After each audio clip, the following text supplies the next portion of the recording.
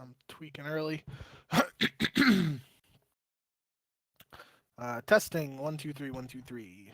Testing 1 2 3 1 2 3.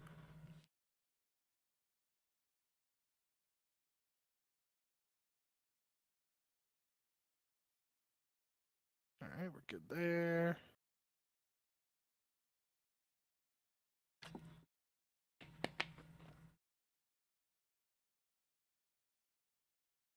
Good on YouTube. Ready to get started? Yes, sir. Hello and welcome to episode 222 of the Ego Chall Podcast. My name is Preston Byers, and as always, I'm joined by my co-host, Justin Binkowski. And on today's episode, we are breaking down the final week of the CDL Major 2 qualifiers. We now know the two teams that are not going to England to play in the second major of the Call of Duty League season. And we know the 10 that are going and what seeds and what manner they are. It's been a long road to get here, but I think we're finally here. We're going to break down all the matches that happened this past weekend. And then on Wednesday, of course, we'll talk about Major 2 and break all of that down. But before we get to any of that, how are you doing, Bink? Yeah, doing all right. We are live now on a Monday instead of Sunday like we've been doing, but blame March Madness. UConn luckily is winning, but they're getting shafted by getting all these late games for no reason. Even on Friday this upcoming week, the East Coast team is playing at 9:45 for God knows what reason, but I digress. Hope everyone has enjoyed the start of March Madness as well as the final week of online qualifiers for Major 2 because, it's been a long road, and I don't know if we necessarily need to talk about it this episode. Maybe we can do it over one of those weeks after the major, talk about our thoughts on this whole qualifier system and stuff because we've kind of sprinkled it in throughout episodes here and there. But, just as a brief aside, it definitely did take a while to get through all these weeks, but I still think having a system where every team plays every other team is the fairest. And as we'll get into with these matches and stuff, it kind of led to, a lot of teams having very similar records and multiple tiebreakers and stuff like that. So, I think there are pros and cons as there are with any system, but we can get into it at a different time. For now, we got some matches to dive into. Yeah, we do. Let's start off with Friday. We began the week with one of the best matches on paper. Certainly, if you showed us this, 7-8 weeks ago, we would have said, okay, like these are some of the top seeds at the end of the Major 2 qualifiers. Instead, these were two teams, at least entering the week, that certainly their position in the actual major was not secure by any means. Wins certainly would have helped each of them. They didn't necessarily need them, but they would have most definitely liked them. And in this, we get a Game 5 win for FaZe. Paris wins the opening hardpoint. They win the second hardpoint of the series as well, but they lose both of the S&Ds, and then they lose a pretty high scoring and close overload 6-5. And so it just comes down to S&Ds here for FaZe, which is probably a good sign for Vegas, not a very good sign for Gentlemates, especially as we get into, I'm sure, pretty soon here. Their second loss of this week also played into that as well. So what did you think of this opening match between FaZe Vegas and the Paris Gentlemates?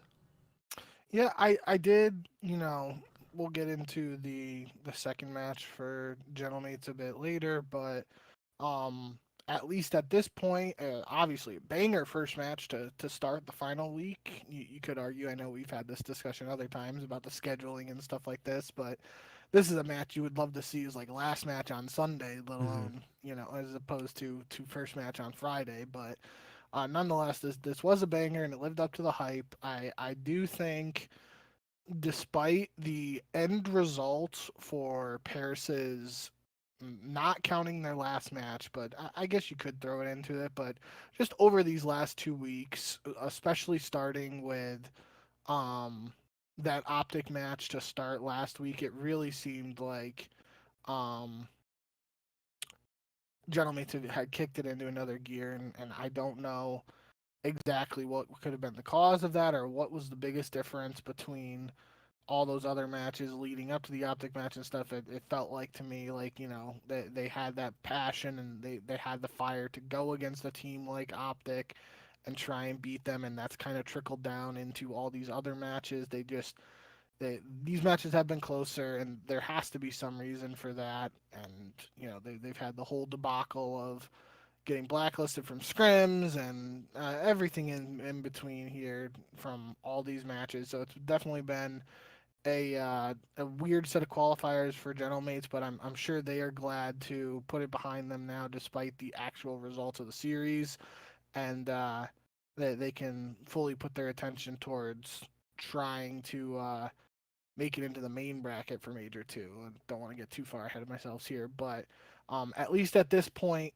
in the week after this match against FaZe, I did think it was a decent showing from Gentlemates in terms of outside of the S&Ds, all the maps were close.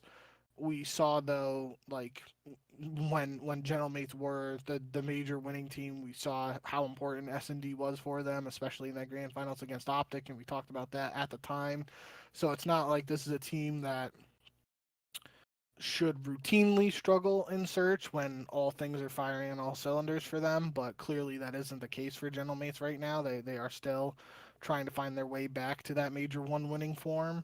And we've talked about FaZe and search for a while, so it's not the most shocking result. I do think, given what we've seen from both teams in this qualifiers, though, like the fact that it went down to a game five is not surprising to me at all.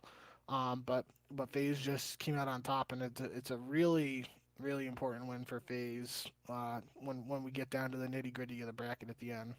Yeah, shout out Rickus Mortys real quick in the YouTube chat. He's back talking Boiler Up, which, I mean, Purdue does not really bother me as an Ohio State fan, but just men's basketball bothers me just in general now. That, yeah, we need to fire Jake Diebler.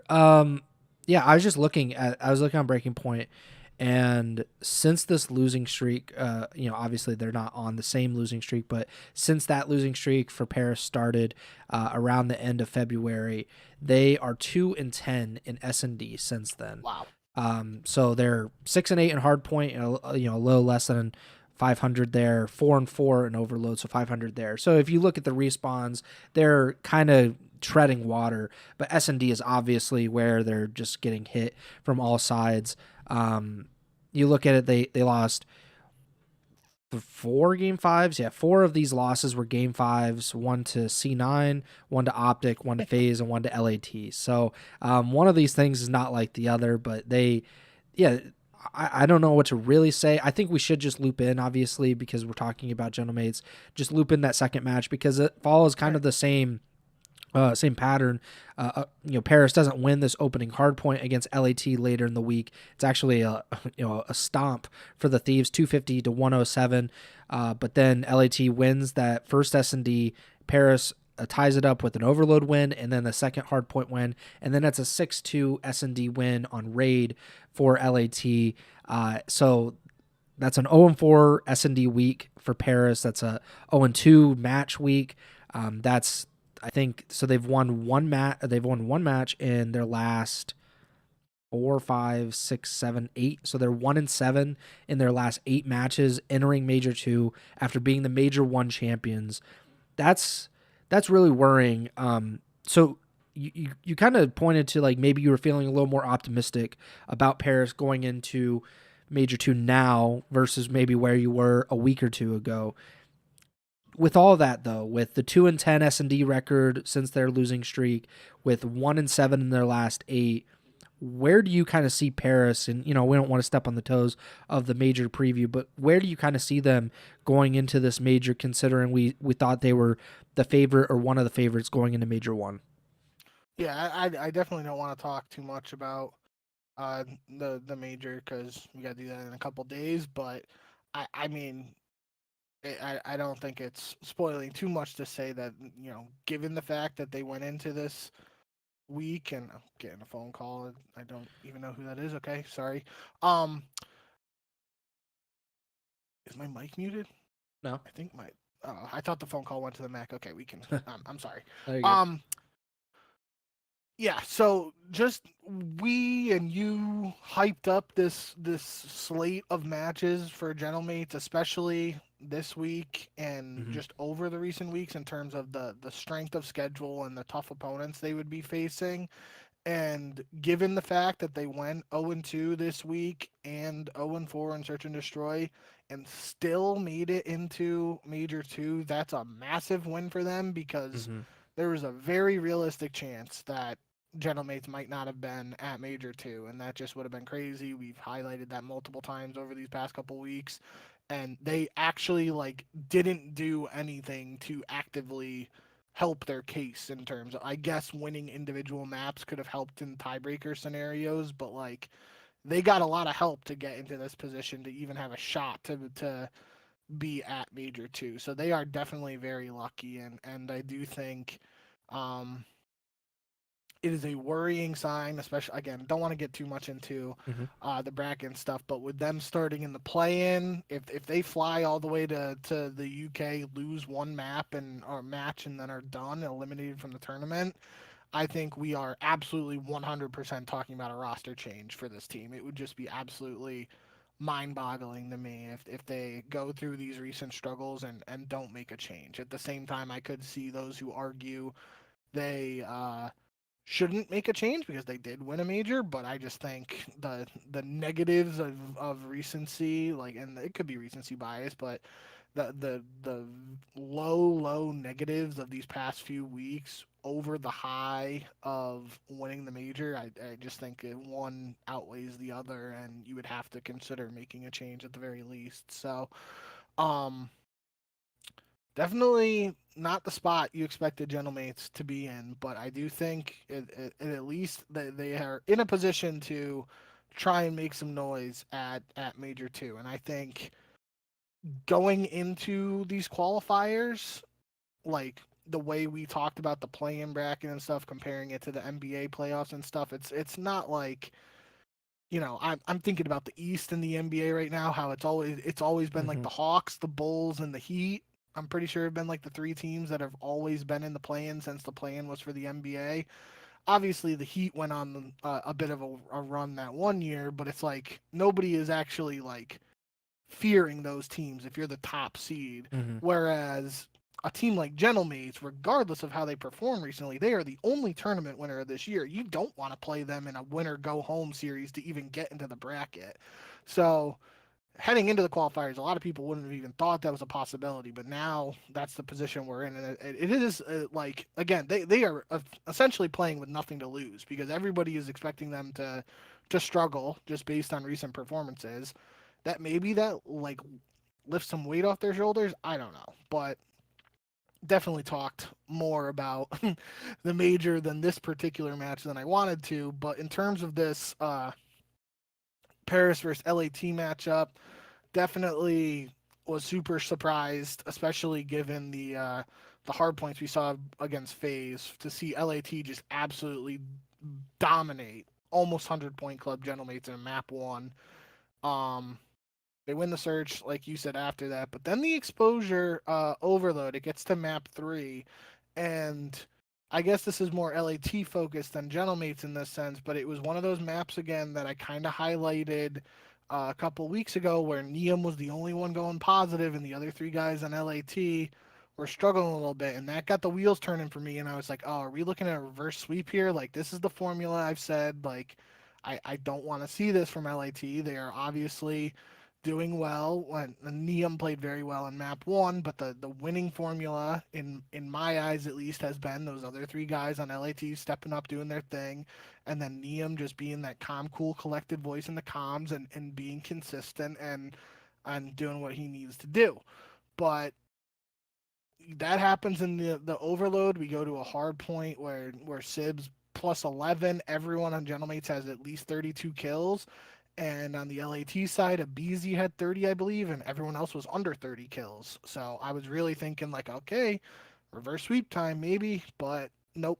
Another S&D loss for LAT. We'll talk more about LAT when we get to their other match. But one thing, I think it was in the post game interview of their other match, they noted that Neum is using the sniper now. And I think that's kind of opened up some opportunities for LAT in terms of strategy for search, because I think Scrap was obviously pretty good with the sniper, but um, I think Nameless even on the desk was saying, like, it really makes no sense how an LAT team, like, regardless of the team, a team that has a Beezy and Hydra on it should never struggle in search and destroy, because a Beezy's known as that first blood king. Like, you just send him and Hydra together, they should come out 2 for 1 in any situation if they're running together. And then you can come to these strategies where Neum is holding down one lane with the sniper, Scrap is on another side of the map with an AR, and the two SMGs are running down that third route. That's a pretty lethal combination, but then you can switch it up in terms of having the sniper overlook the two SMGs, or you have Scrap overlooking the two SMGs, vice versa. So I do think Neum on the sniper is an interesting adaptation for LAT, and we'll see how that works for them going forward if they continue to do that. But overall, yeah, I mean, big week for LAT. We'll get to their other match later. But for Gentlemates, like I kind of said, I rambled a bit, but they're pretty lucky to actually get into the major, all things considered. It was obviously a tough matchup, two tough matchups this weekend for them versus FaZe and LAT. And they were competitive in the series. It's not like they got 3-0 smoked. Obviously, some maps were less competitive than others, but end of the day, I do think Gentlemates have shown a bit more signs of life in these last 2 weeks than they did previously. And it's just going to be a question of what Gentlemates shows up at Major 2. Yeah, like you said it a little bit earlier, but I put so much focus on these last 2 weeks, but especially that last week for Paris and their schedule, because obviously they're playing two, at least preseason, we thought two of the better teams, two top 5 teams, and it was always going to be a difficult schedule for them. But then they go on this losing streak, and really, like, the only bright spot, the only, like, relatively easy match for them was against Boston last week. And they win that match. If they don't win that match, they're not making it to Major 2, because then Boston gets their 4th win of the qualifiers. Paris would still be on 3. Obviously, Boston would own the tiebreaker if that was to be a tiebreaker.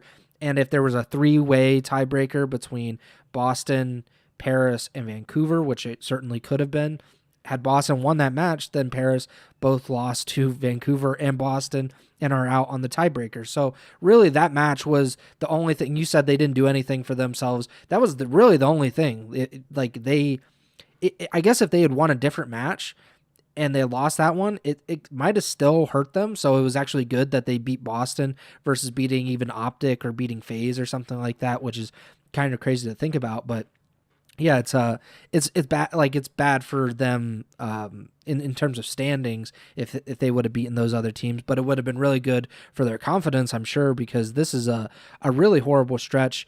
I will say, though, there are moral victories in this LAT loss, especially for them to lose those first 2 maps the way that they did and then still win that 3rd map. I think they were down 3-1 going into halftime, and then they scored, like, I think it was 3-1, and they scored 4 goals in the second half to win 5-3, and they just kind of smoked LAT down the stretch of that game, which is impressive. And then they were able to win that second hard point. So then, like, you're thinking maybe it's a reverse sweep, and then they lose the S&D, which it always comes back to search and destroy. If you're not a good S&D team, we have not seen very many cases of those teams winning matches even remotely consistently.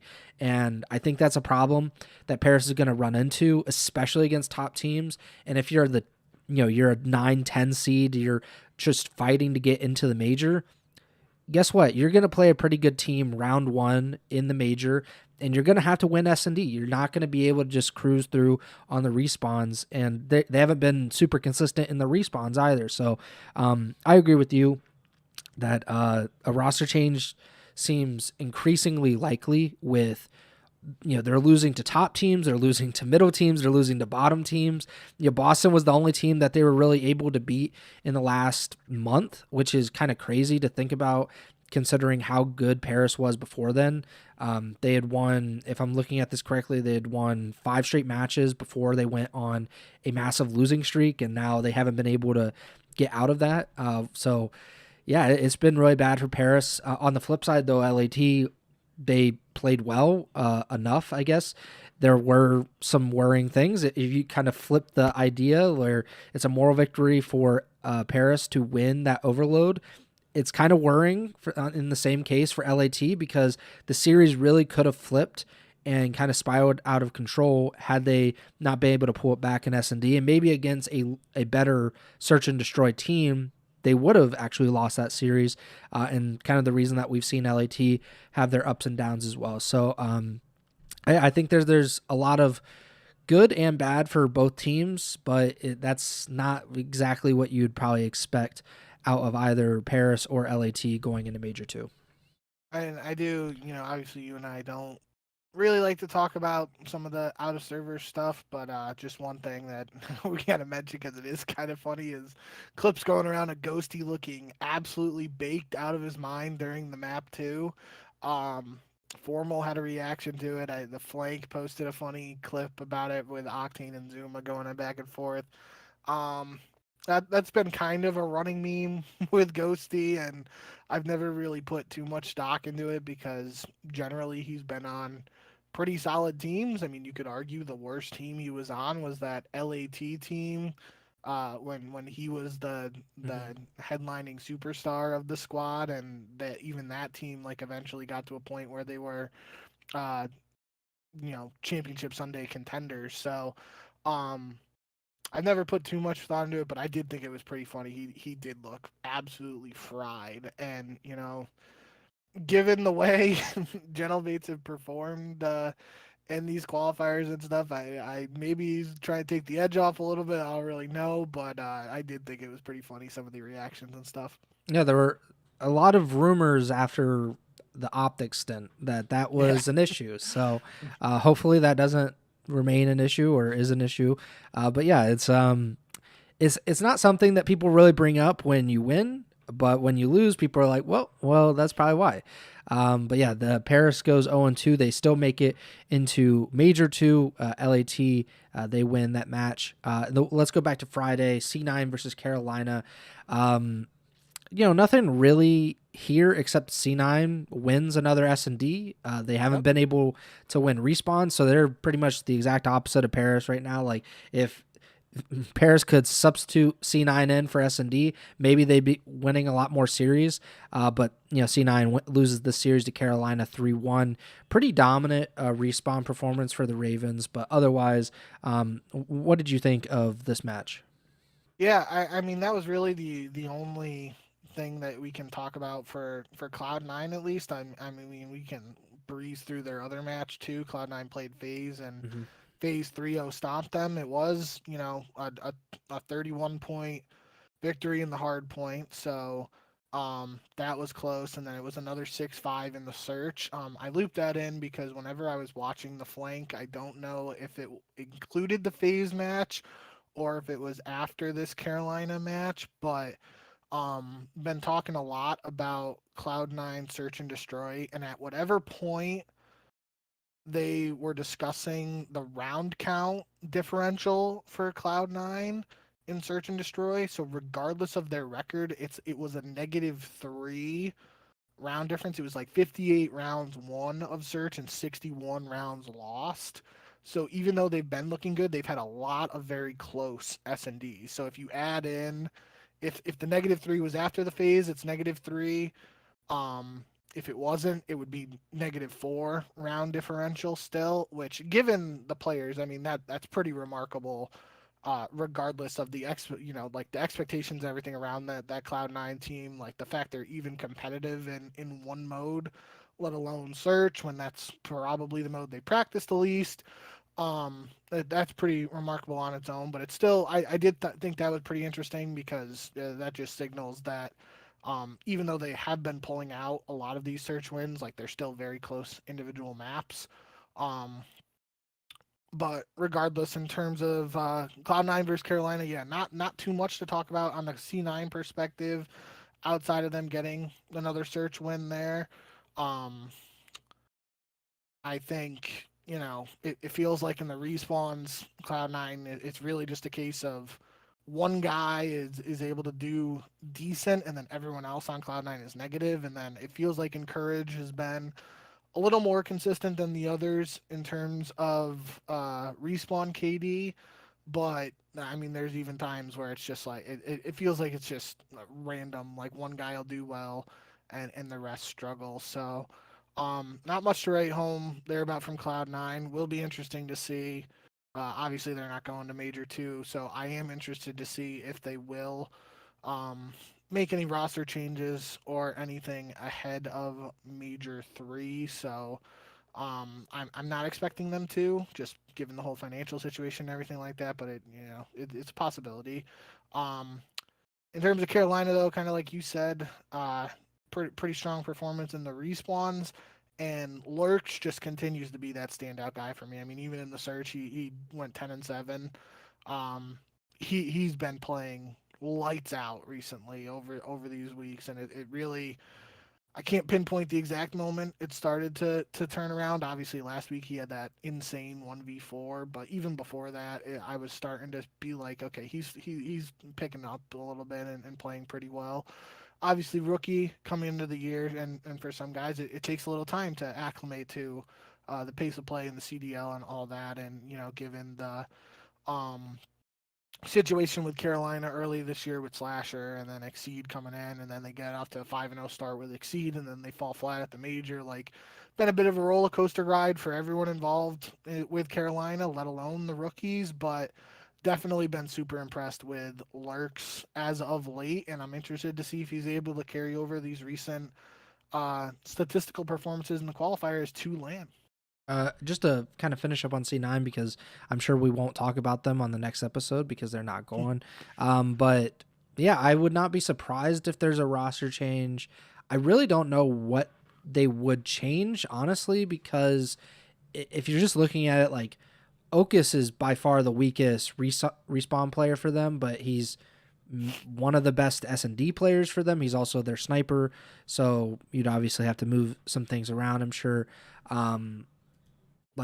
Like you said, Encourage is probably their best respawn slayer, but he underperforms in S&D, which is something that they're good at. So maybe you could say, like, we can keep Encourage, but we can get rid of Ocus. Like, I don't really know, but I was looking at their breaking point page and just absolutely stunning numbers from them. So they played 11 matches, of course, all online, and they went 7-6 in S&D as a team. So they finished with a winning record in S&D. 7-6 is 13. Yeah, because they went to 2 game 5s, or yeah, they have 18 hard. Yeah, sorry. No, you're fine. But they went 7-6 in S&D. They went 3-8 in Overload. Could you guess how many hard point wins they finished with in the Major 2 qualifiers? I'm gonna go with 2. It's 1. They finished 1-17 in hard point. So they were 4-25 in respawns. They were 7-6 in S&D. Yeah, like, I mean, if you're going to make roster changes, you have to make them in that regard. You have to make it to actually improve meaningfully in respawns, because it's great that they're winning these S&Ds. I guess we should maybe tweak the S&D wins championships. You cannot only win S&D and win championships. You do have to win a few respawns here and there. 4 out of your 29 respawn maps, just not going to do it. You got to win a little more consistently than that. So yeah, they have to improve in that regard. Maybe that's something that will come with time. We typically think of it the reverse, like you said, that S&D was the last thing, like the last piece of the puzzle. They've seemed to solve that, relatively speaking, at least, compared to what they are in the respawns, and they haven't been able to put the respawn together. So that's very kind of confounding. I don't know how you go about fixing that, but I would not be surprised if C9 makes a roster change between the Major 2 qualifiers and the beginning of Major 3. We will have to see. Carolina, on the other hand, like you said, Lurks had a great series. He's continued. I would say he's had he's coming on for the Rookie of the Year contender. We kind of said that Trakes is having a kind of a moment as well, which I think that's, like you said, it takes some of these rookies time to get into the swing of things, get used to their teammates, get used to the role that they're expected to play in, especially with Carolina. Things changed with Slash's retirement and Exceed coming into the roster. They had that incredible end to the Major 1 qualifiers. So things have not been, smooth sailing for either Miami or Carolina. But we got to see Carolina win this match, and then fittingly, we got to see Carolina versus Miami on Saturday to start off the day. And we just talked about two of the Rookie of the Year candidates. They get to play each other, and this was a really entertaining series, one of the better series of the entire weekend. Miami had been on this win streak. We talked about it last week, how they were, basically, aside from OpTic, the hottest team in the CDL. And then Carolina is able to actually win this match, something that we haven't really seen the Ravens do very consistently, and that's beat a relatively good team. They've been farming a lot of the bottom tier teams, or maybe some of the teams that are in that middle of the pack range, but they're able to win this series basically because of S&D. They win both of the searches in the series, as well as the opening hard point. Miami, we talked about it. They were really good in S&D. They were kind of surging in that department, and then they lose both of the searches in this series. What did this series kind of tell you about each of these teams? Obviously, Carolina goes 2-0 to finish the qualifiers, so they continue a tradition that they finish the qualifiers very well. And then Miami, they lose S&D when we certainly were not expecting that. Yeah, and I mean, especially given the fact that Cloud9 was able to beat Carolina in search, it was especially surprising that Carolina took both searches from Miami. It was 6-4, 6-4, so it wasn't like the landslide in victories for the searches, but nonetheless a huge win for Carolina. Really, I don't think either of us saw this one coming and anticipated it. But I can't remember did Miami have another? Yeah, they played against Boston. Boston, so I might have been I might be mixing up the analysis from the desk there. I think they were obviously uh I think it was the desk segment before the Miami Boston match. They were talking about like experimenting with map pool stuff and whatnot. So they might not have been doing it as much here. I would have to look, and I didn't, so I'm not gonna fake it, but overall, it's just pretty surprising that Carolina got this win. But I did um, put down in the notes a little bit of the power duo that's been a part of Miami's like surge, and now I'm sounding jeez. Trakes and Super have been a bit of a power duo for Miami during their recent success, and they both struggled a bit to start the map one. Super and Rancor played pretty well, and that was obviously the duo once Super was added to the lineup. So last year, Super and Rancor turned it up a bit in the Overload, which was pretty one-sided, but outside of that, yeah, that was the one thing that kind of stood out for me for Miami was that, like, obviously a lot of the success, I feel like it's been Super and Trakes leading the way for them. I did note down during the Miami-Boston match that I guess we're just looping that in now. Didn't even really mean it, but came to mind because Metals struggled in the game 5, went 2-10 for Miami, but then we look at the matchup against Boston, and obviously it's against Boston, a team that's not going to be at the major, but Metals was leading the way in the map 1 victory for Miami there against Boston. And I think he could really be the X factor for this team. I think a lot of eyes have obviously been on Trakes as that rookie, as that unknown commodity coming into the season, but I do think he's steadily improved a bit throughout these qualifiers in particular, and really like shown himself as one of the top rookies, regardless of whether you have him at 1, 2, wherever. But Metals, Metals is that veteran on that team, and if he is the one leading the way for this team, that could really be a scary proposition for the other teams, because that Super and Rancor should be pretty consistent for the most part, and then it's just Trakes. Like, if Trakes plays the way he's been playing, you get consistent slaying out of Rancor and Super, Metals showing up and leading the charge statistically could really just be like, that next evolution of Miami. And I again don't want to put too much stock into it because it was against Boston. Um, and it's different to compare S&D stats to hardpoint stats, but I mean, those were literally the last match against last map against Carolina into the first map of Boston. Just pretty stark difference in performance out of medals, and obviously one led to a loss and the other led to a win. So that definitely did stick out to me. I don't think anything too crazy really happened. I guess in terms of that S&D for Miami against Boston, that was more of what I was talking about with the Super and Trakes duo, because Super goes 12-6, Trakes goes 10-6. I feel like that's been just based on my memory of writing down the stats in our notes and everything like that. I feel like when Miami's going right, it's been a lot of Super and Trakes leading the way, and that obviously wasn't the case in the Carolina match, and that could have played a factor in what I would consider an upset. So, um, good on Carolina though for being able to close out the qualifiers with some much needed wins for them. Yeah, Carolina, they started the qualifiers winning one of their first four. They went on a 3-match losing streak against LAT, Paris, and Falcons. Certainly teams that you probably would expect them to lose to. And then they finished it with 5 wins in their last 7 matches. Only losses against OpTic. Again, somebody you would expect in FaZe, even though FaZe has not been super solid in these qualifiers. That's also a team that you might expect them to lose to. But they beat Miami, they beat C9, they beat G2, they beat Vancouver, and they beat Boston. The teams that you would probably expect them to either win or be competitive with in general.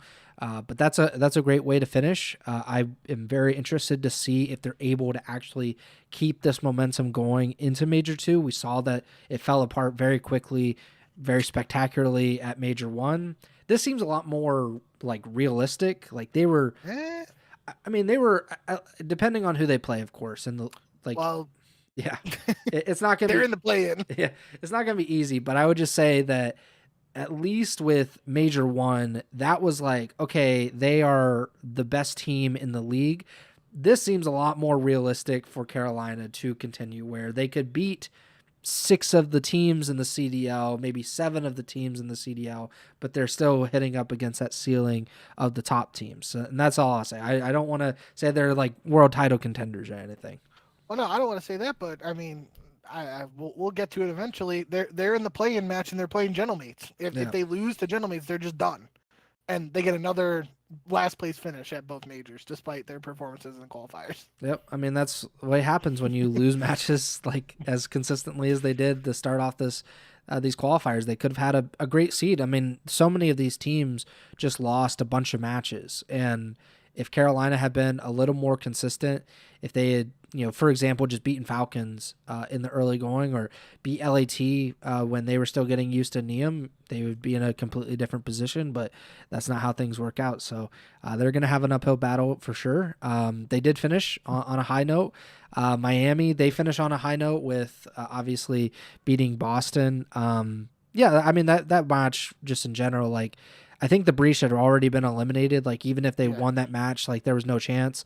And I think that's a pretty depressing kind of position to be put in not to be put in to put yourself in for the Breach, because there's no hope. Like it doesn't matter what happens in that match. You could 3-0 them and it could be done in 15 minutes. It doesn't actually change anything about what happened in the first 10 matches of the qualifiers. But it's a great way for Miami to finish. It's they played really, really well down the stretch of these qualifiers, and they deserve as high of a seed as they got.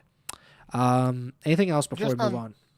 just on the Boston front, because this is Yeah. their only match, and we probably don't need to talk about that more. Already talked about the first 2 maps, but really for me, map 3, I literally didn't even like pay much attention to the stats or put them down in the notes. The one thing that really stood out to me in this overload was the Boston listen in, and it was honestly just like really depressing. And there was one instance where Nasty like tried to make a play call. It was I think they had either 1 or 2 kills, and he was kind of like, "Can we take the ball and go here?" And he obviously said a call out. I don't remember exactly what the call out was, and it was like nobody they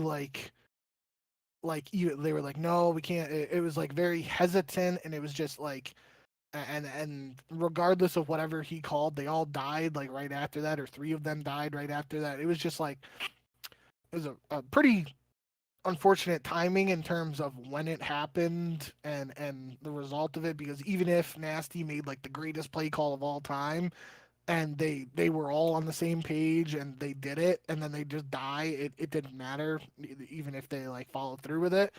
um but that was just a signal to me of kind of like something's got to change here with this Boston team, especially now they aren't at Major 2. um I said it at a time when we were talking about Toronto with Insight and Kleenex when they were struggling at the start of the qualifiers, and now it just turns out to be true for Nasty. Like Nasty not having the opportunity to play in a UK tournament when it's the first tournament back in the UK in however many years, that's got to really sting for him. And I feel for him because I do think, especially over this last year and plus and change, he has shown he can be a valuable piece to a team that is competitive and can, as we saw last year, can get to grand finals. But I think Boston has to do something, and I don't think they are going to, because they've already they brought in Spart. I think the only thing we mentioned it before, if some team after this major tries to acquire Nasty, that could open the door, because they seemingly, Boston's probably not going to get rid of Spart at this point. They have not wanted to get rid of Snoopy regardless, I think it's Purge. and that's what I'm saying. So Yeah. so it's either Purge is dropped or Nasty gets traded / bought out by another team, and I just don't know how willing Boston will be to do either of those. But I mean, multiple times now, I talked about it from a listening from Purge's perspective, whatever match that was in, and now there's another listening here where it's just like some unfortunate stuff going on for this Boston team. I think they need a vibe change, and they got to get something to try and turn things around, because at this point, missing a major is huge, and it's if you're okay with not being at champs and whatever the case may be, like then you can stand pat. But I don't know. A lot of questions around what Boston does before Major 3. They won 3 matches in the Major 1 qualifiers. They won 3 matches in the Major 2 qualifiers. They did not win a match at Major 1. They are not going to Major 2. So they're in 11th place, I believe, in the CDL. This is a team that, really, I wouldn't say squeaked in necessarily last year, but like they weren't in a good position or like a very solid position to make champs, but they did, and then they make a run, and that's great for them. At the same point, and I've obviously sung their praises about being like consistent. They had their roster for a really long time, especially compared to a lot of other teams in the CDL, and I love that they kind of relied on that consistency last year to win some of those matches and to make some runs, especially late in the season. At the same point, though, like Spart has looked pretty good since he's come back into the CDL. Nasty has looked very good this entire season. Snoopy has his moments. I don't think he's the weak point of this team. I think it's Purge, and I think that the only way that Boston is gonna really even be remotely competitive to even make champs this year is by making a change and bringing in some challengers player for him. I don't know who the player is, because he plays a role that is not extremely glamorous by any means. This is also not a team that is going to set the world on fire no matter what. And like you said, and really with a lot of these teams, who knows what the financial situation is and how willing they are to spend any money, and is it worth it to be in the CDL on a super low salary and not with a lot of kind of comfort and security or anything. But I think that's the only way that they can really pull out of this, and the only way that they're even gonna have a shot at making it to champs later in the year is if they make a move now. I think if you wait, man, you're going to rely on some kind of NYSL 2022 run where you got to get second at a major to even get close to getting to champs, which is just unrealistic. It happened once. It might never happen again in CDL history. So, I think Boston needs to make a change. They had a lot of really missed opportunities, I would say, because they had, I think, the last two matches against G2 and Paris. If I remember correctly, they could have won both of those series. They had a chance to sweep, if I'm not mistaken. I know they did against Paris, and they let it slip away. And that's kind of a calling card of Boston, but they don't necessarily need to. If they kind of hit on the Spark pickup, at least from what we've seen so far. Nasty has been a great offseason pickup.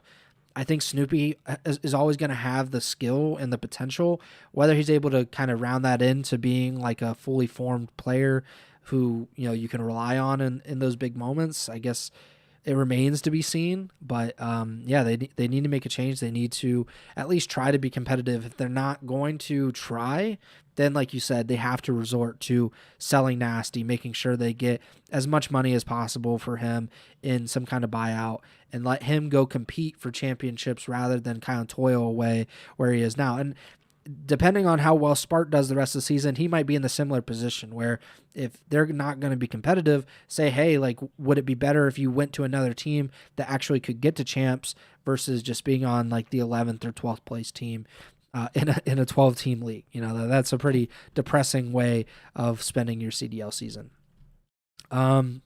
What else is Vancouver versus G2, I believe, is up next in these matches. So that was the last match on Friday. This was a absolutely big stomp. Like, I don't remember if this is the biggest hardpoint win. Maybe we had like a 250 to 55, if I remember correctly, some hardpoint. But this is one of the biggest hardpoint wins of the season, 250 to 70 in favor of G2 on Blackheart, so a map that we do not see very often in general, but a massive win for G2, 6-3 S&D win for G2, and then a 7-3 Overload win for G2.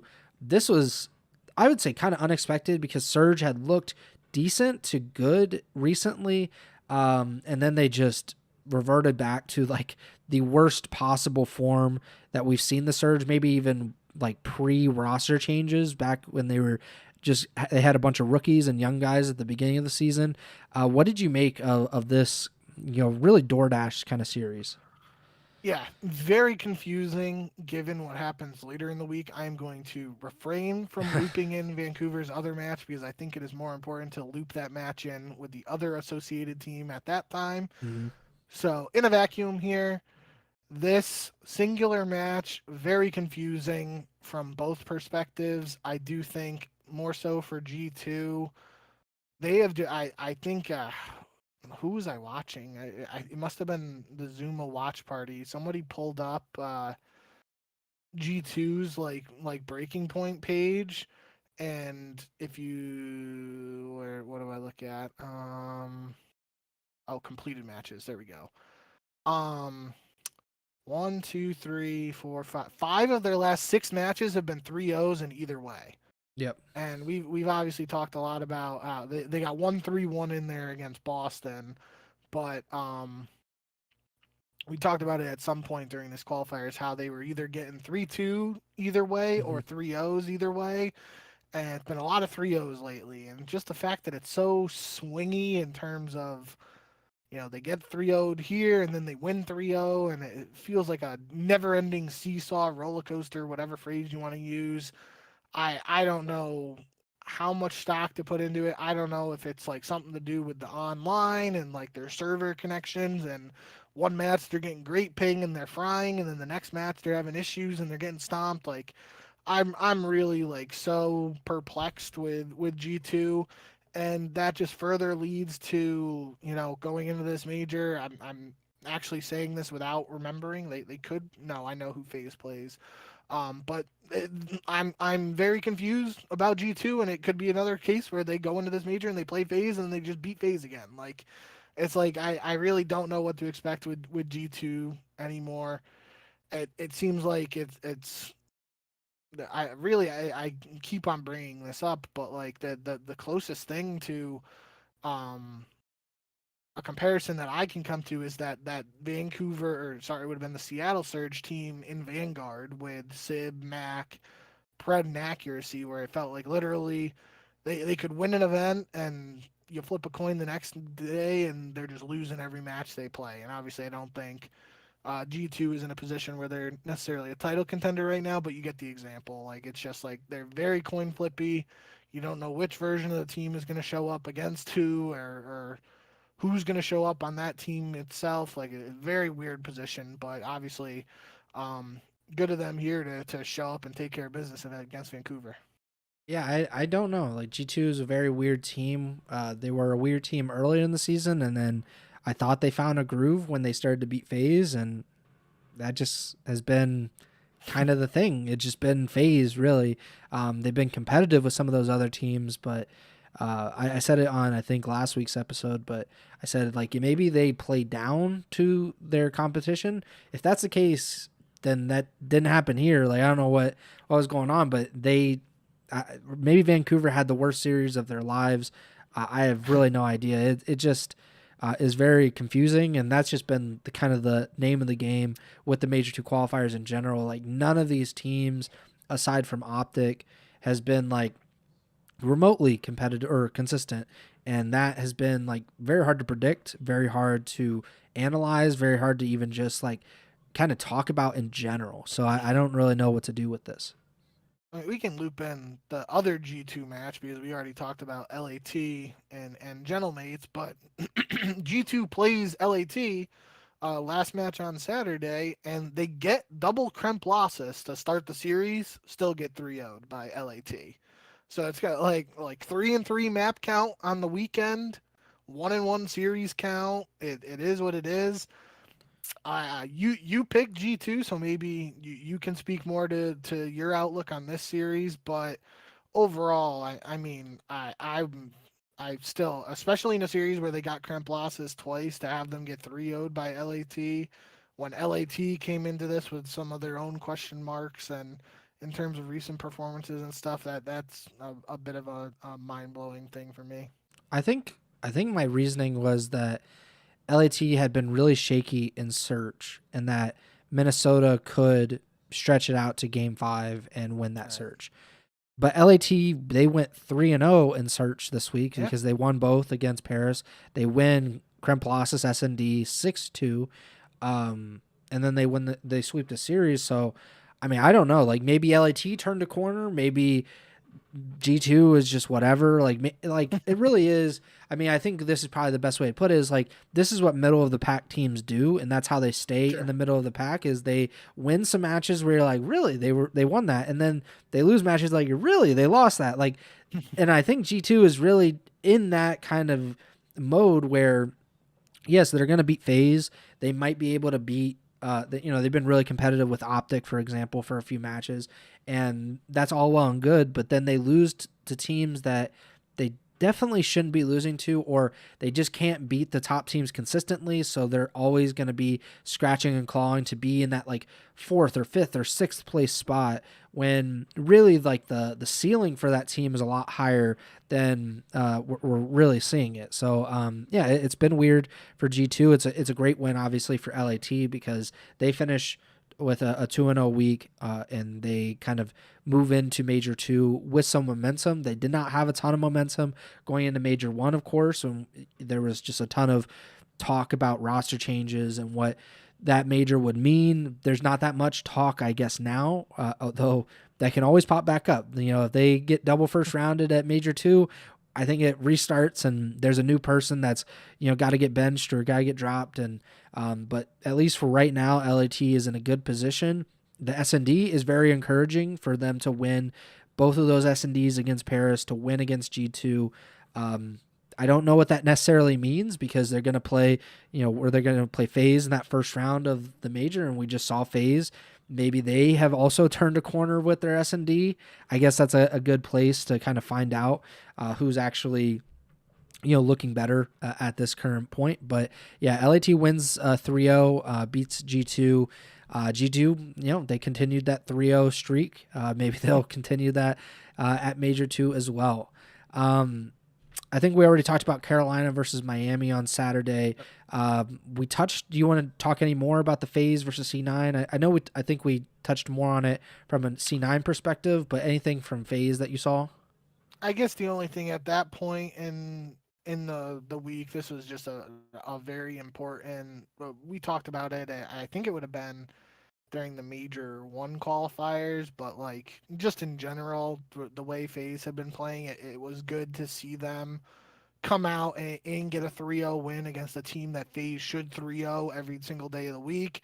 The first two maps were closer than probably some FaZe fans would have liked to see. But regardless, and in terms of tiebreakers and stuff, I feel like this was basically an essential 3-0 from FaZe. And, I don't think I linked it in here because obviously it changed, but there was a point on Saturday where it was going to be FaZe versus Gentlemates in the play-in match, and the winner was going to play OpTic. So I think that means that it was like FaZe and Gentlemates were the 8 and 9 seeds. Mm-hmm. And whoever won that would have played OpTic first round. And there were people like saying like it was like, and then LAT was in the other top part of the bracket, not against OpTic. So then like it would have set up like OpTic, FaZe / Gentlemates, and LAT all in the top part of the bracket, and then the bottom part of the bracket was pretty weak. Obviously that's kind of changed now, and we'll get into that at a later point. But like in terms of the importance of this match, again, like that 3-0 could have been very huge for FaZe in the tiebreakers, and like if they lost a match to C9, like they could have very easily been in a position where they're in the play-in bracket, and it's pretty crazy to think about a match like this that a lot of people would previously just write off completely. Like potentially that was the difference between FaZe being in the play-in or being in the bracket. Yeah, I thought for the longest time that the play-in was going to be like the NBA play-in, where you have basically a double elimination, and Yeah. that's not the case, which is so stupid, like really, really stupid actually, because it's just the 9 and 10 play the winner of that 7-10, 9-8. Yeah, okay. So, like, the winner of that match will play OpTic. The winner of that match will play Miami. I just thought it would be kind of a double, like a 4-team double elimination bracket. Yeah. The top 2 teams would get out. Wouldn't that make the most sense? Wouldn't that, like, give, like, all those teams, like, a chance to, like, hey, like, you get another match, you get another shot at it. Yeah. And it gives you, like, 2 more matches. It really shouldn't upset the bracket or the schedule or anything, but... I just guess the only... like logistical, well, I guess there's two, like in terms of scheduling and having the time to get all those matches in, where one thing we haven't even talked about is like, because this is a DreamHack event, it's only a 3-day event, it's not a 4-day event. Yeah, maybe if this was a 4-day event, you have more time to do that. You could just do like the play-in bracket on Thursday and then go into the bracket play on Friday. So that logistically might have been a nightmare, but I guess it's just weird to think about a double elimination bracket in the play-in, then leading into a double elimination bracket overall, because you could get into a scenario where, let's just say it was just because they're not in it, I'm just going to use FaZe as an example. Let's say FaZe was in the play-in bracket in your scenario where it's a double elimination. FaZe loses first match there and then wins to get into the bracket. They got to win 2 matches after that to get in or whatever. Then FaZe loses in the winner's bracket. They already have 2 losses, but they're not eliminated from the tournament.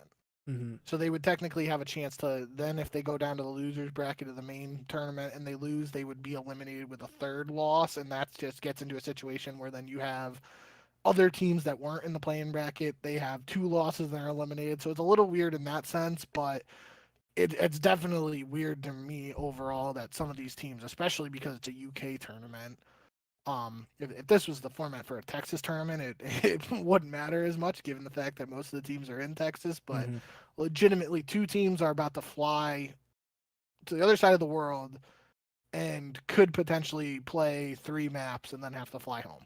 I mean, I have a problem with it just in general because I think it's stupid, but like, let's just play it out. Like, let's say that Carolina loses to Paris, which is a very likely thing to happen.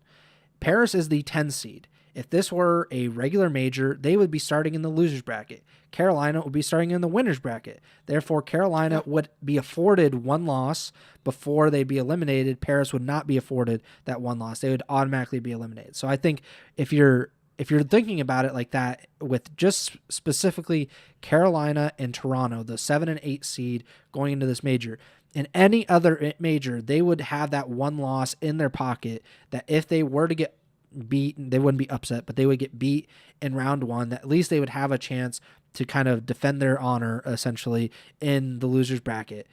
They don't get that here. They play the 10 seed. Granted, like, you should beat them theoretically, but you only get that one match, and then you play Miami. If you win, you go home. If you lose, I think it's a really silly thing. I think it just would have made a lot more sense if you're like, if you have to start them earlier on the first day, like, hey, like those matches need to go like really quick. Like, we're going to start it at like 10 a.m. local time. Hopefully they'll be done all by like 1 p.m. or 2 p.m. And so we can start the bracket at that point. And then, we'll give them a little of a break, that we'll get the G2 and Falcons match and the LAT phase match. And then we'll have OpTic and Miami that have their matches the last part of the day.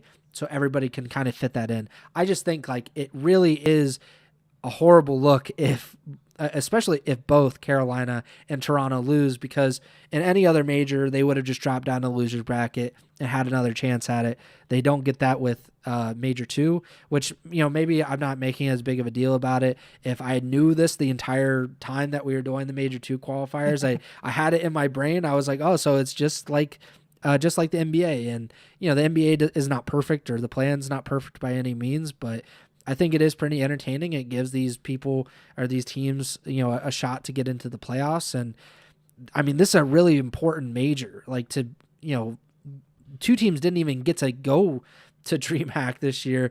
So, these other 2 teams that lose in the play-in, I would assume are going to be really salty about it. And I think rightfully so. It's a very weird setup that we haven't seen before in the CDL.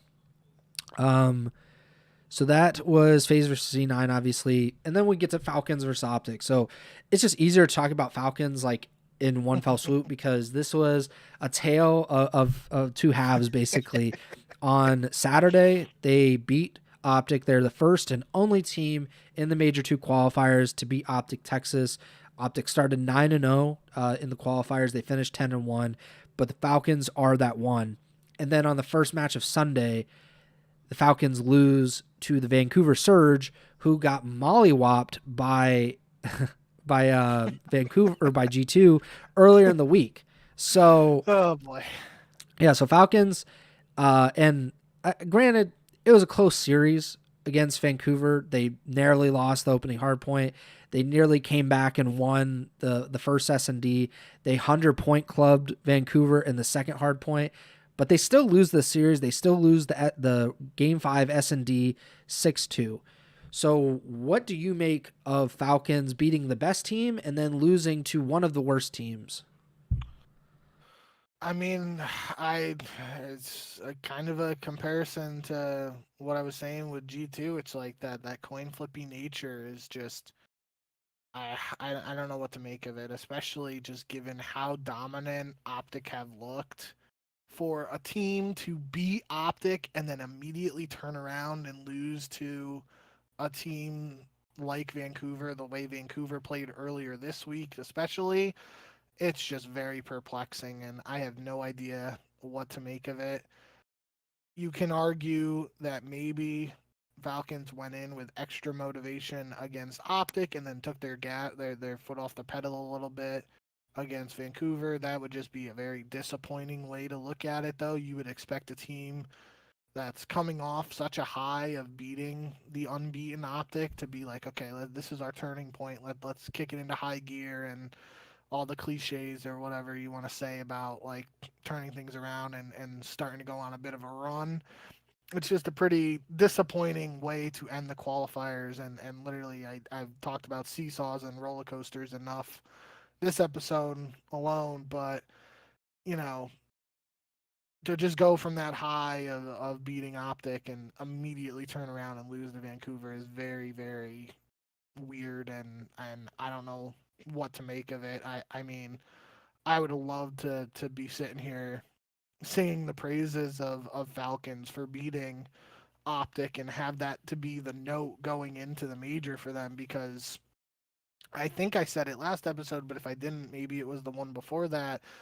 No, I think it would have been last episode, because I was like, we talked about the Falcons and OpTic history so far this season, where they played in that first match for the teams of the season. OpTic stomped them, and then we get to a point where Falcons were looking strong towards the end of the Major 1 qualifiers. OpTic were on a bit of a slump, and they get that rematch in Major 1 with Falcons potentially being like, okay, we get a shot at redemption here. Didn't matter. They got stomped again. So I think I and you both kind of, and a lot of other people probably, just wrote Falcons off before the series even started. And um, it's been a case where Exnid in particular has played really, really well. Just he has completely flipped the narrative on himself in terms of his expectations and what people expect to see from him in less than, or just over a year now of his tenure in the CDL. Kismet had a pretty strong performance in this series in particular, but um, yeah, there was also, for just the Falcons and OpTic thing, their Dashy was complaining a little bit about lag. I think Clay said something. It was on Falcons end too. I thought that was kind of like, you know, it sucks to have, just in an objective perspective, like OpTic had played so well in these qualifiers, and then they lose one match, which really doesn't affect them in any way other than just not getting 10 CDL points, and immediately the excuse comes out that they're having lag and stuff. Which obviously, if it was a big deal and affecting both teams, it is what it is. It's not an excuse, but yeah, I just think overall, I it in on its own, it was a massive victory for Falcons in terms of now they know they can beat OpTic, and previously they couldn't say that, and they've matched up against them multiple times before this point, and it was pretty decisive for OpTic. But this could have been a massive turning point for them in this season, and technically it still could be, but to have this win followed by a loss against Vancouver, who Vancouver just got stomped by G2, like you said, very perplexing. And they did have a 100-point club in the map 4 hard point, pretty convincing in the overload. The map 1 hard point was pretty close, and from a Vancouver perspective, I highlighted Big Cap dropped 44, and it felt like for me that was like the first performance out of Capsidal that we've really gotten from him, where like he stood out statistically. I feel like he's had a lot of performances in his return to the CDL where he's just had a ton of engagements, and it's not necessarily led to the flashiest stat line, but this was the first time, for me at least, in my recollection of his performances so far, where 44 and 38, that's still a ton of engagements, and obviously it's just a ton of kills too. Um, but Exnid was right behind him with 42 and 32, so Exnid still played well despite the loss in that map. And the map 2 for Falcons, they're up 4-1 and they lose 5 rounds in a row after that. There was a funny interaction on the raid S&D. Interaction might not be the right word. Setup is more apt. In front of Laundry, I think it was Kismet and Exnid, but I can't remember who it was. I sent it to Tremi right away because it reminded me of a setup that we did in Dubs GBs back in the day. Obviously, long time coming from that, but they were laying down in front of Laundry, and it was one player was like laying down to the point where if somebody jumped out a Laundry window or went down the stairs, they would be right in front of them. And the other person was laying down behind them to the point if they came out of the little like the ledge to the side of Laundry where you can fall off the map, that person would have to walk in front of the second guy laying down but it would have been between the person in front of them, and it worked out perfectly. Two people on Vancouver ran down in both entrances. They got the kills, and I was like, that is the funniest setup, and it might not work now because they showed it, but I loved seeing that. And obviously, um, it didn't lead to a Falcons win in the end, but I had to bring that up because I just thought it was super funny in the moment. And uh, yeah, I mean, those were two matches, obviously, two maps where Falcons up 4-1 in the search, and they a couple kills go their other way in the map one. Maybe it's a close win for Falcons as opposed to a close win for Vancouver, but they had some winnable maps in this series that could have went the other way, and it just wasn't the map 5 where Vancouver had 7 first bloods out of 8 total rounds. Gwyn had 9 kills, Cap had 9 kills, TJ had 7 kills. It was a Vancouver masterclass, really, in the game 5. And like I said, overall, just the fact that Falcons beat OpTic and follow it right up with a loss to a team that, especially after you beat OpTic, should be very winnable on paper.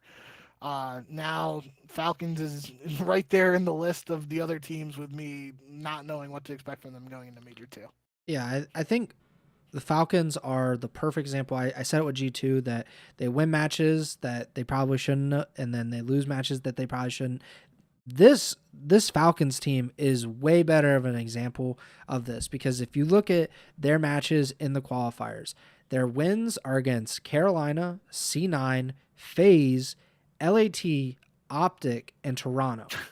And then their losses are to the Boston Breach, not going to Major 2.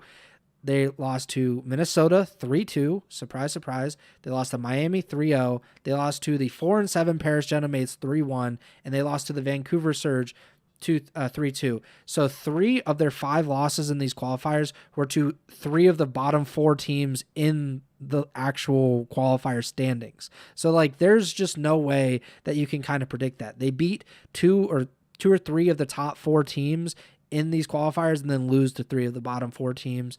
That can't happen if you're going to try to be a true contender, if you're going to try to turn the corner like you were just saying. They have the 4th best map count of any team in these qualifiers, and they tied for 4th place. But I don't think that we're really fooled into thinking that they're super close to OpTic, even though they beat OpTic, because who knows the kind of Falcons that will show up if they actually play OpTic on LAN. And who knows how they'll look against LAT on LAN, and how will they look against FaZe. It just kind of continues where there's no way to really tell if this is a competitive team, if this team could actually compete for championships. And that's frustrating, I'm sure, if you're a Falcons fan. Certainly a much better scenario this year than it was last year, where they're like, all right, maybe we're not going to make the major. And on the other side, you have Vancouver, and their 4 wins in the qualifiers were against the Boston Breach, C9, both teams that are not going to Major 2, and then they beat the Paris Genomates, and they beat the Falcons. So because Vancouver is also in that bottom 4, they were the tied with Paris for 9th place. So they beat the 3 teams that are in the bottom 4 with them, and then Falcons. So the Falcons really should not be losing this type of match in that regard either. So I'm baffled by this. I don't know how they were able to beat OpTic and then lose to Vancouver, but that is the Major 2 qualifiers in a nutshell. None of this makes sense. I don't know if this really means anything for OpTic. Of course, they bounce back later in the week, but I don't know if that will continue into Major 2. Of course, they finished Major 1 qualifiers on a pretty low note with those losses, and then were able to make a run. I don't know if going on this big win streak before Major 2 is going to have a reverse effect, but I guess we're going to have to see when the teams land in England. We already talked about LAT versus G2. We talked about Vancouver versus Falcons. We already talked about Genomates versus LAT. Miami Boston's really nothing. Obviously, we talked about Boston finishing up. So the last match of the weekend that we need to talk about is Toronto versus OpTic. OpTic, of course, they lose that match against the Falcons, like we were just talking about, and then they come back and they sweep Toronto. Was it just kind of a blip, you think, for the Falcons match? Did you see anything in this that would make you think otherwise? I'm gonna just defer. I hate the excuses, and I've been pretty vocal of that in previous instances, regardless of the team and stuff. But I'm gonna just go out on a limb and say maybe the internet slash lag stuff potentially in the Falcons OpTic series uh, might have played a bigger part than some people want to recognize. But regardless of that, I think this was always the anticipated result for OpTic for versus Toronto. I do think it was um, definitely interesting that OpTic was willing to play double Den in the series because Den was map 1 and it would have been map 5 if it went there. Obviously, that wasn't the case, but I think given OpTic's position and wanting to test out maps and the narrative around Toronto being really strong at Den, this was a very good opportunity for OpTic to get a quality Den rep in, not just like testing a map against a team that's like whatever on that map. They're testing out a map that they haven't played a ton or haven't had a ton of success on so far, and they're playing it against a team that's really good at that map. And that's like the highest quality rep you can get in that situation. And OpTic still came out on top. Obviously, a bit of an outlier because Kips absolutely fries 34 and 26, but Insight goes 9 and 23. Yikes. So they kind of cancel each other out a little bit. But yeah, in the end, this was, obviously what most people expected. I'm gonna go with the phrasing of a tactical loss from OpTic against Falcons to avoid like heading in with the undefeated 1 seed and trying to avoid some curse or whatever for Major 2. But yeah, I did think it was certainly noteworthy that OpTic wanted to get a rep on Den against a good Den team in Toronto, but in the end, it didn't really matter. Just OpTic 3-0. Yeah, OpTic, they finished the qualifiers 10-1. They won 31 of their 41 maps for a plus 75% map win percentage. So, yeah, obviously they locked up the number 1 seed before this final week anyway. But yeah, they clear every other team by at least 3 matches. Tied for second place was Miami and LAT at 7-4. Neither of them even hit 65% map win percentage. So OpTic at 75%. And then you had the Falcons, G2, FaZe, and Carolina all with 6-5 records, so they all had to straighten themselves out with the tiebreakers and all that. Toronto, they went 5-6. They were the only team with 5 wins. Then Vancouver and Paris with 4 wins. They were the last 2 teams to make it into Major 2. And then, of course, we talked about it with Boston and C9. Boston at 3-8, C9 at 2-9. They did not make it to Major 2. They had the 2 worst map win percentages, as you might expect. Although, if you look at it, Vancouver was 14-26 in their maps. Boston was 14-27 in their maps, and Vancouver is able to move on because they won those matches against Boston and all the other bottom teams, plus the Falcons at the very end. So, pretty weird standings, I would say, considering I thought it would be a lot clearer after 11 matches.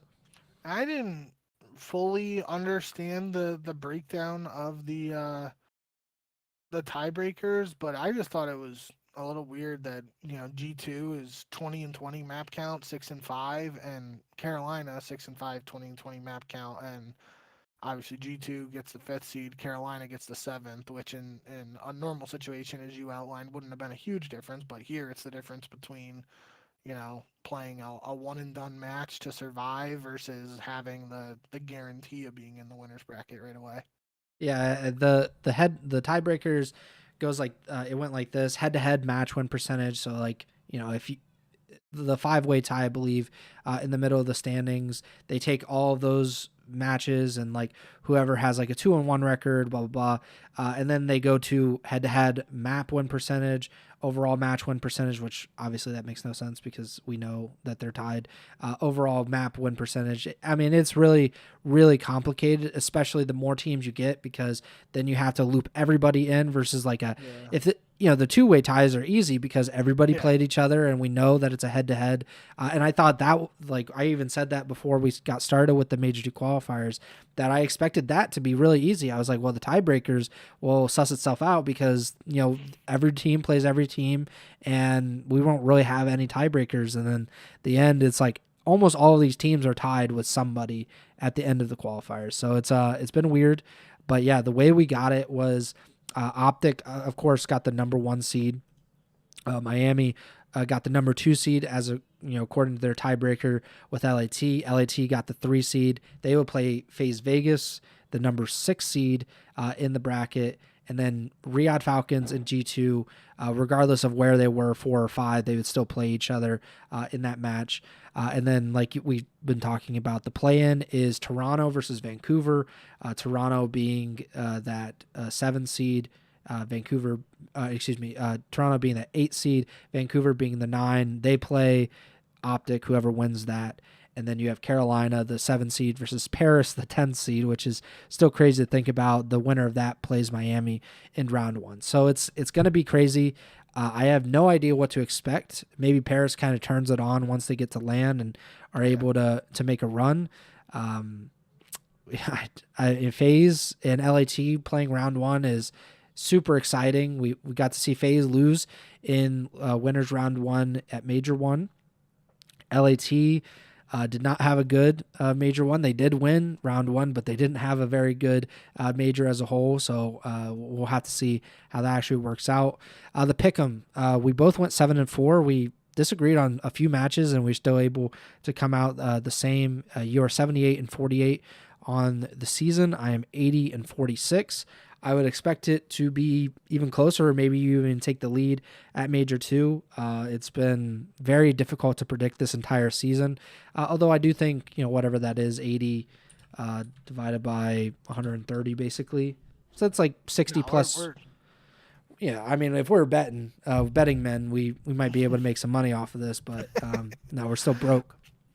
Puckett's negative on the season. He's obviously a little trolly, but they've been joking about it on the broadcast how his picks have not worked out so far. So we're at least doing better than Puckett for sure. I mean, if either one of us is negative with our picks, we got to end the podcast because that makes no sense. Yeah. So obviously, this has been weird to do it on a Monday, but that might, depending on when that Sunday, obviously UConn has to win on Friday to make it to Sunday. But if they do, and if they play another late game, I might be asleep again because I'm not staying up until like 11 o'clock, 12 o'clock to watch you to do the podcast and maybe watch UConn before that. We would probably want UConn to be a late game on Sunday just because we have to remember this is a UK event, so 6 hours ahead of time means the finals is probably going to be at like 2-3 in the afternoon for us on Sunday. Yeah, that's gonna be different. Maybe we're able to do the podcast pretty early on Sunday. Maybe, who knows? We'll have to see. Yeah, it's really gonna depend. But we'll be back regardless on Wednesday, most likely to talk about the matches. So this is a Friday through Sunday event, not a Thursday through Sunday event. So if you're used to the majors that have been happening for like the past 5 years at this point, it's going to be different. It's only 3 days this week. So you get Thursday off, and usually we would do this preview, the major preview on Tuesday to try to offset that, but we're still good with the Wednesday.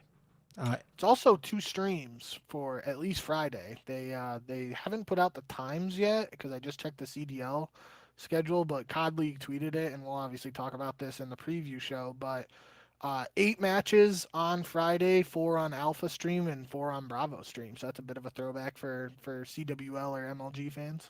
Yeah, so we'll, regardless, we'll be back on Wednesday to talk about the matches. We'll break it all down, give our predictions for who we think will win, MVP, all that good stuff. And then we'll be back on Sunday, hopefully at some point, to talk about the tournament, break that all down. So again, Wednesday, March 25th, if you want to tune in live, you can do so on YouTube or twitch.tv/Ego Chall Podcast. Same with Sunday. The podcast will be up on Thursday mornings as usual, and then hopefully on Monday morning as well. You can make sure to subscribe, like, follow the podcast feed wherever you're listening or watching on. Apple Podcasts, Spotify, Amazon Music, as well as the YouTube that I just mentioned. I think we're around 290 subscribers, so hopefully we can hit 300 by the end of like major three qualifiers, which would be nice. Follow us on Twitter at jbank with 2Ks, at Pres Byers. The podcast tour is at Ego Chall Podcast. Again, if you want to watch any of these streams live, you can do so on YouTube or on Twitch. You can also follow and subscribe to Bink's Twitch, twitch.tv/jbank with 2Ks. And our next show, again, will be on Wednesday, and we'll make sure to preview. We've talked about it before, but the previews are always pretty fun. They're a lot looser, a lot like less rigid than the matches because we don't have like 15 matches to talk about every week. So I'm excited to do that, and I think that about does it for me. Bink, take it away. Yep. Thank you guys, as always, for all the support. Shout out Rickus Morty in the YouTube chat for stopping by and chit-chatting a bit. Shout out that J-Bink guy for dropping a Prime sub in the Twitch chat. I don't know who that is, but he sounds like a pretty cool guy. And yeah, like I said at the start, a bit of a lengthy process to get through these online qualifiers for Major 2, but we did it. We're through the online stuff. We're into the LAN and the hype action of an actual tournament again. Is going to be a bit different because, like Preston said, 3-day tournament, UK hours for the US fans. It's it's going to be a little funky, but nonetheless, I'm excited to watch them land Call of Duty again, and it'll be good to. Did I just lose internet? No, my streams are all down.